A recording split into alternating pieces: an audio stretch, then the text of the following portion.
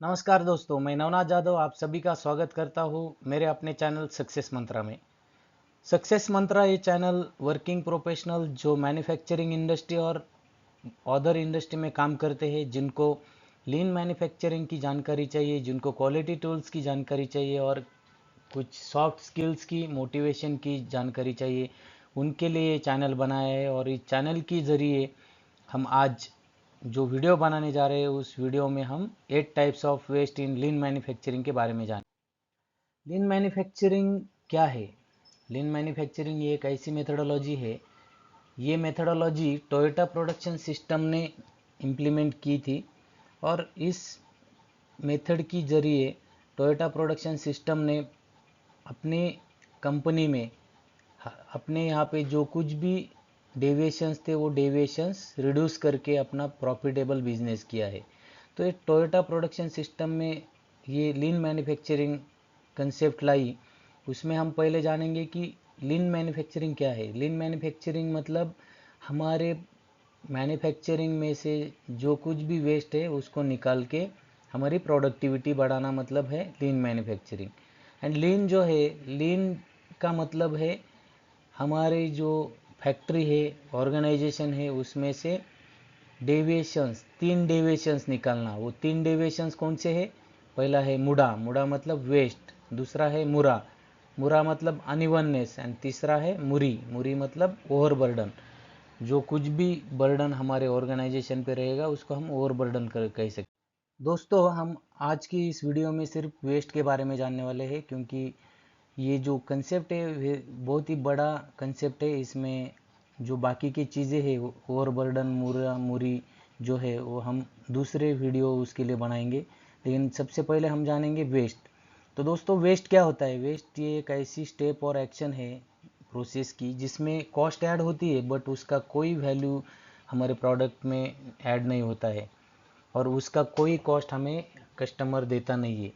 तो इस हिसाब से अगर किसी भी मैन्युफैक्चरिंग प्रोसेस में वेस्ट है, तो इसका मतलब वो एडिशनल कॉस्ट उस ऑर्गेनाइजेशन को पे करना पड़ता है और उसका डायरेक्टली जो कुछ भी प्रॉफिट होता है उसके इसमें चला जाता है। तो प्रॉफिट हमारा कम हो जाता है और ओवरऑल रिवेन्यू भी इसकी वजह से हमें बढ़ाना पड़ता है। तो अगर हम वेस्ट अगर निकालते हैं तो क्या हो जाएगा? कॉस्ट मैन्युफैक्चरिंग का रिड्यूस हो जाएगा, इफ़िशियंसी प्रोसेस का बढ़ जाएगा और ओवरऑल रिवेन्यू भी हमारा इम्प्रूव हो जाएगा। तो ये जो 8 टाइप्स ऑफ वेस्ट जो है लीन मैन्युफैक्चरिंग के, इसका इन्वेंशन जो हुआ था वो टीपीएस में हुआ था, टोयोटा प्रोडक्शन सिस्टम में। और ताइची ओनो करके एक चीफ इंजीनियर थे, उन्होंने सबसे पहले 7 टाइप्स के वेस्ट उन्होंने आइडेंटिफाई किए थे। उसमें पहला था ट्रांसपोर्टेशन, दूसरा इन्वेंट्री, तीसरा मोशन, चौथा वेटिंग, पांचवा ओवर प्रोडक्शन, छठवा ओवर प्रोसेसिंग एंड सातवां डिफेक्ट्स।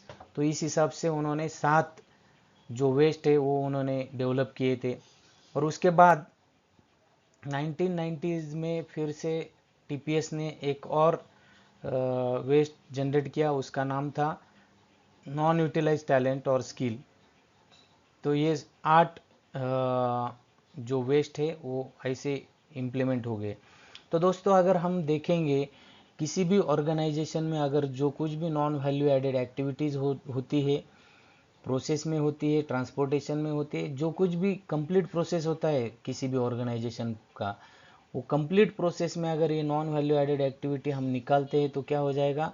हमारा जो कुछ भी रिवेन्यू है, तो एग्जांपल से मैं बताता हूँ आपको। अगर हमारा 100 रुपीज़ टर्न हो रहे एक कंपनी का और 100 रुपीज़ में हम 70 रुपीज़ जो है वो मैन्युफैक्चरिंग कॉस्ट लगाते हैं, तो अगर ये 70 रुपीज़ मैन्युफैक्चरिंग कॉस्ट है और उसमें से अगर हम ये वेस्टेज निकालते हैं तो क्या हो जाएगा? अगर 10 रुपीज़ भी हमने वेस्ट निकाला तो 10 रुपीज़ डायरेक्टली हमारा प्रॉफिट में जाएगा और हमारा रेवेन्यू कम्प्लीटली इम्प्रूव हो जाएगा।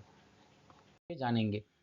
तो पहला वेस्ट है डिफेक्ट, दूसरा है ओवर प्रोडक्शन, तीसरा है वेटिंग, चौथा है नॉन यूटिलाइज टैलेंट, पांचवा है transportation, inventory, motion and extra processing. So one by one detail में हम देखेंगे। डिफेक्ट जो है, डिफेक्ट मतलब क्या होता है कि किसी भी प्रोसेस में, किसी भी मैन्युफैक्चरिंग में जो डेविएशंस क्रिएट होता है प्रोडक्ट के ऊपर उसको हम डिफेक्ट बोल सकते हैं। और उसकी वजह से क्या होता है, वो प्रोडक्ट रिजेक्ट करना पड़ता है या रिवर्क के लिए भेजना पड़ता है। इसका मतलब क्या हो गया, एक तो प्रोडक्ट अगर रिजेक्ट होता है तो वो जो कॉस्ट होती है वो स्क्रैप में चली जाती है, और स्क्रैप में जाने की वजह से स्क्रैप कॉस्ट में वो प्रोडक्ट निकल जाता है और वहाँ पे हमारा वेस्ट होता है, लॉस होता है।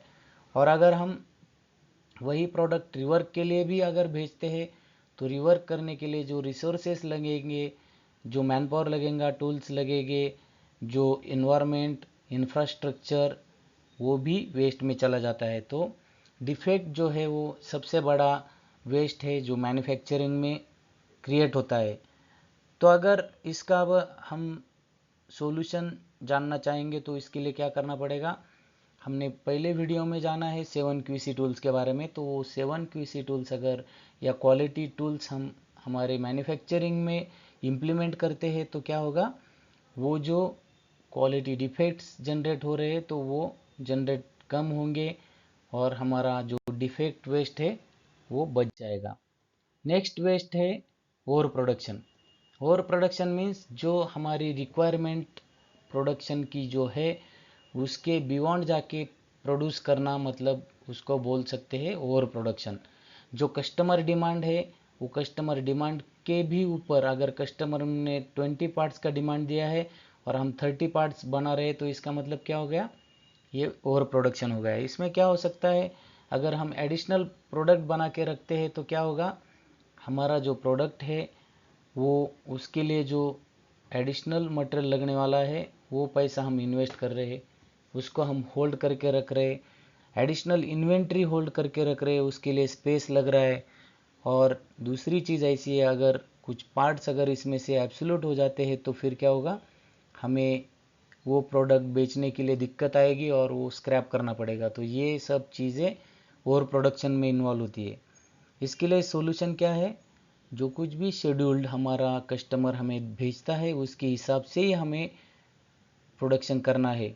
जो कुछ भी डिमांड है उसको ही मीट करना है, डिमांड के ऊपर जाना नहीं है। इसके लिए हम जस्ट इन टाइम या कानबान सिस्टम का यूज़ भी कर सकते हैं। दूसरा है वेटिंग।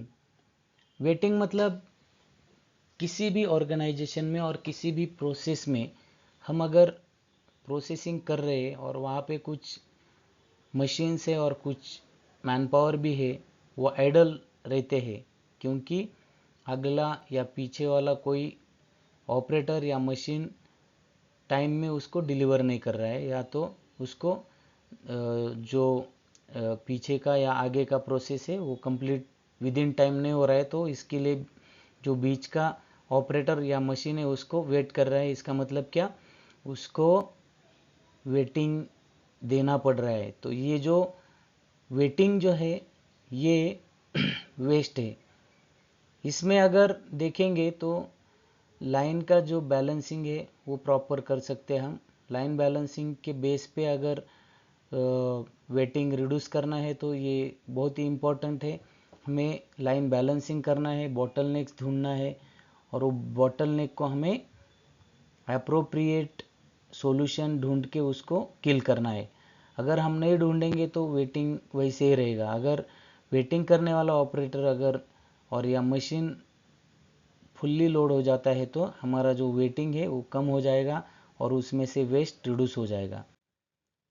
नेक्स्ट जो हमारा वेस्ट है उसका नाम है नॉन यूटिलाइज टैलेंट। हम अक्सर देखते हैं कि बहुत सारे ऑर्गेनाइजेशन में बहुत सारे टैलेंटेड लोग रहते हैं, लेकिन उनका जो टैलेंट है उसका यूज़ प्रॉपर तरीके से ऑर्गेनाइजेशन में किया नहीं जाता। तो ये जो टैलेंट है इसको यूज़ करने के बाद हमें बहुत सारी सॉल्यूशंस मिल सकते हैं। उसकी बेस पे हम बहुत सारे इश्यूज रिजॉल्व कर सकते हैं। यहाँ पे एक एग्जांपल दिया है, एक बंदा 5 साल से एक स्टेशन पे काम कर रहा है और वही एरिया में एक इशू है। उस इशू की वजह से मैनेजमेंट को ओटी दे के एडिशनल रिसोर्सेज डाल के प्रोडक्शन कंप्लीट करना पड़ रहा है और बहुत सारे लोगों ने वहाँ पे आके एनालिसिस किया बट उनको कुछ आइडेंटिफाई नहीं हुआ। बट वहाँ पे जो बंदा 5 साल से काम कर रहा है उसको सब चीज़ें पता है, उसको सब ने नज़रअंदाज किया। बट एक बंदे ने उसको जाके पूछा कि भाई इस इशू में हम क्या कर सकते हैं, तो उसने तुरंत जवाब दिया कि उधर जो फ्रिक्चर है उसमें कुछ प्रॉब्लम्स है और अगर वो प्रॉब्लम हम फिक्स करेंगे तो अपना प्रोडक्शन रेगुलर जेपीएच के जॉब पर हावर्स के हिसाब से निकलेगा और हमें एडिशनल ओवर टाइम देने की ज़रूरत नहीं। इसका मतलब क्या हो गया, जो बंदा किसी भी एरिया में कंटिन्यूसली काम कर रहा है तो उसको वो एरिया की पूरी जानकारी रहती है, इसलिए हमें कभी भी प्रॉब्लम सॉल्विंग करनी है तो ऑपरेटर्स को इन्वॉल्व करना है, वहाँ के सुपरवाइज़र को इन्वॉल्व करना है ताकि हमें प्रॉपर इम्प्रूवमेंट्स मिले, हमारे प्रॉब्लम इजीली सॉल्व हो जाए और हमें उस एक्सपर्ट की मदद से ऑर्गेनाइजेशन को अच्छी पोजीशन पे लाने के लिए मदद हो सकती है।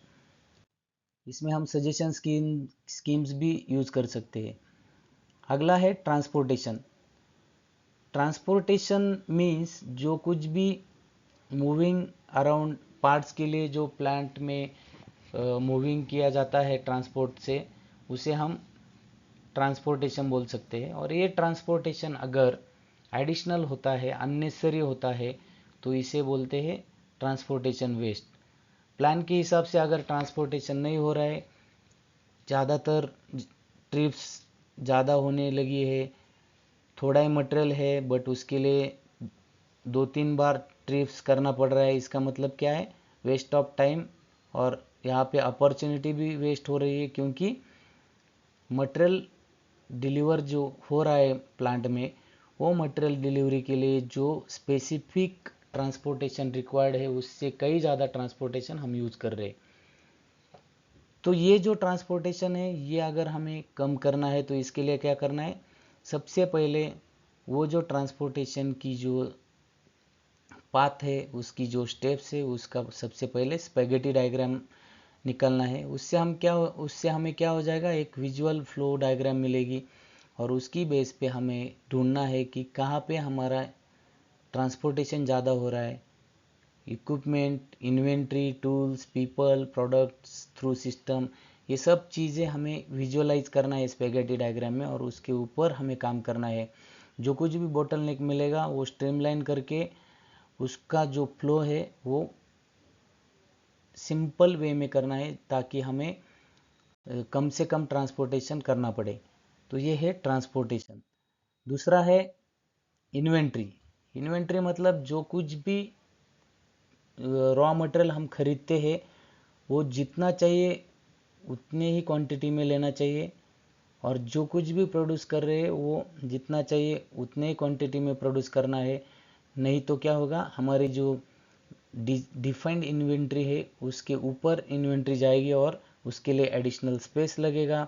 अगर हम रॉ मटेरियल ज़्यादा लेते हैं तो उसके लिए एडिशनल कॉस्ट लगेगी और अगर हमने एडिशनल रॉ मटेरियल लेके रखा और वो रॉ मटेरियल बहुत दिन तक यूज़ नहीं किया गया और इसके कारण अगर वो ख़राब हो जाता है या उसका जो वैलिडिटी है वो ख़त्म हो जाता है तो क्या होगा, वो मटेरियल ऑटोमेटिकली हमें स्क्रैप करना पड़ेगा। तो ये इन्वेंट्री के अंदर आता है और ये बहुत बड़ा वेस्ट होता है।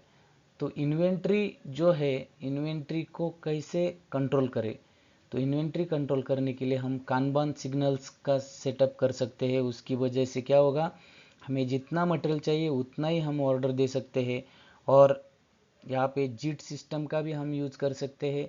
अगर हमारे जो सप्लायर्स है ये विद इन रेंज है तो जीट सिस्टम यूज़ करके हम जो मटेरियल दिन के लिए चाहिए उतना ही हम उनसे लेंगे तो क्या होगा, हमें उसका कोई इन्वेंट्री करके रखने की ज़रूरत नहीं है, वो डायरेक्टली हम लाइन साइड में यूज़ कर सकते हैं।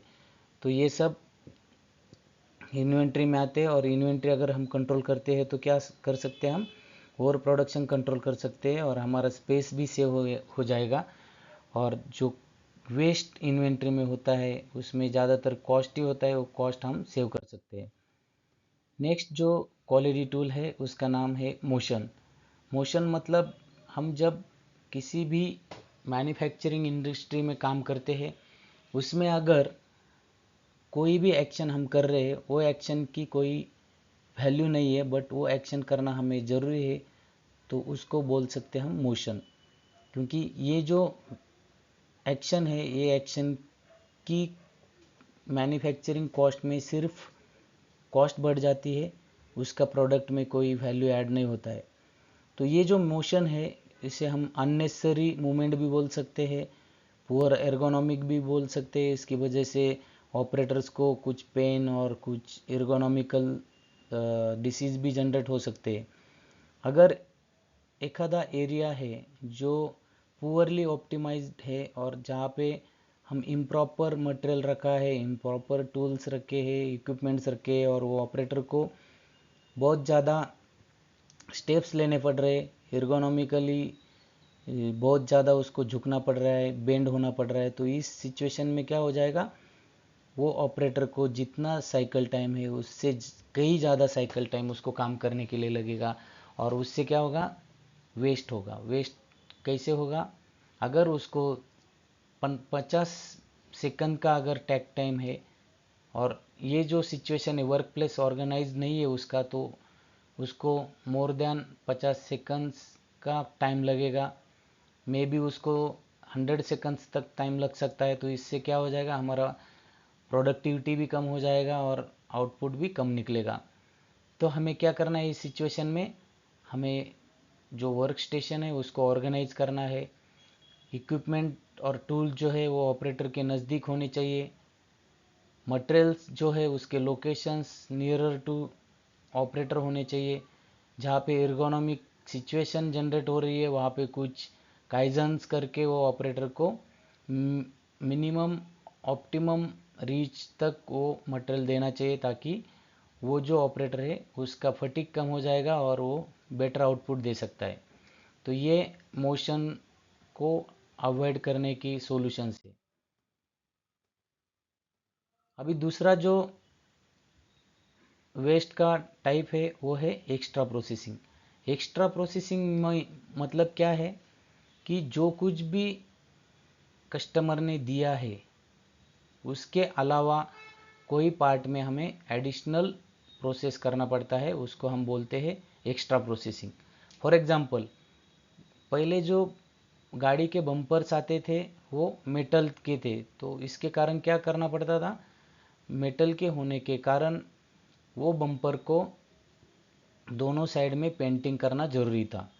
अगर इनसाइड पेंटिंग नहीं करते, प्राइमिंग नहीं करते, तो उसको जल्दी से जल्दी करोजन हो जाता है, इसलिए बोथ साइड उसको पेंटिंग करना पड़ता था। लेकिन अभी के जो बम्पर्स है वो प्लास्टिक में आते हैं, तो इनसाइड जो है अंदर वाली बाजू में पेंटिंग की ज़रूरत होती नहीं है, और जनरली कोई पेंटिंग करके देता नहीं, क्योंकि उसका जो कॉस्ट है पेंटिंग के लिए, प्रोसेस है, वो सब कॉस्ट उससे बच जाता है, क्योंकि उसका कॉस्ट तो कस्टमर उसको नहीं दे रहा है, तो खामखा वो प्रोसेस क्यों करने का।